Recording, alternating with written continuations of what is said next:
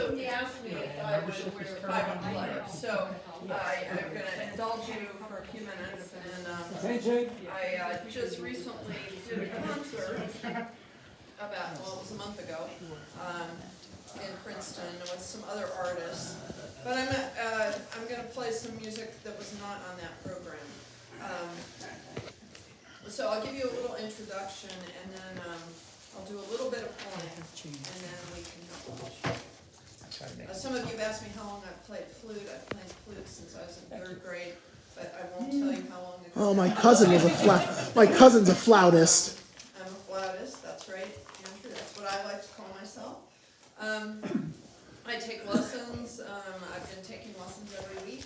It was a big pandemic activity, and made my way through a tremendous amount of repertoire, which was what spurred doing the concert a month ago.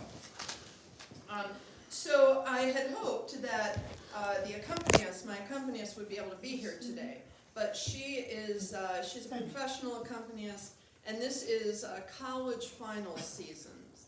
So she is very busy today playing for a number of juries and final examinations for instrumentalists in the central New Jersey area. So what I did instead was I went to some of my repertoire that's written for flute alone.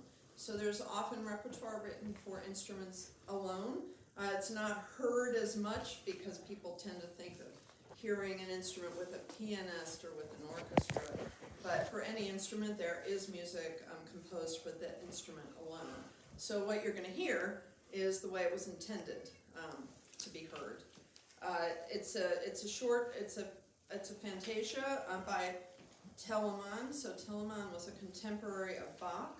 So we're not in like the mechanical music genre at all. Like you have to go much earlier, early 1700s. Telemann was a flute player himself, so he composed a tremendous amount of music for the flute.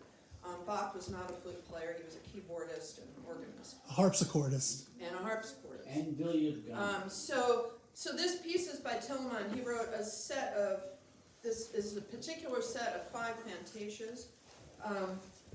And I went through them during the pandemic, so I kind of keyed in on Fantasia number 5, which is in C major, which is the happy key.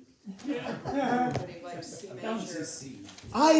I put the keys out for Glenn and Andy when I'm doing my rolls and my middies. There you go. So this particular one is a 3-movement, but don't fret.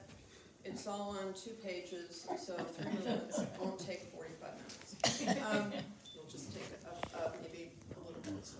So, the first movement is a combination of presto and largo, so some very fast passages and then slow. The second movement is pretty interesting.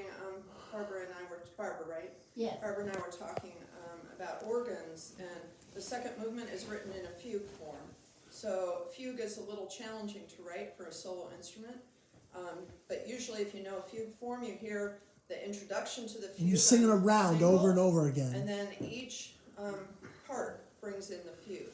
I have one instrument, but Telemann brought the fugue melody in different ways throughout that movement. And then the final movement is like a dance. And one of the things that's true of Baroque music is they didn't necessarily write every note that you should play. They composed sometimes in what's called figured bass, and then they also composed just maybe a single line, and they relied on the instrumentalist to put in place ornamentation. And so to put all kinds of little flourishes, that was very Baroque.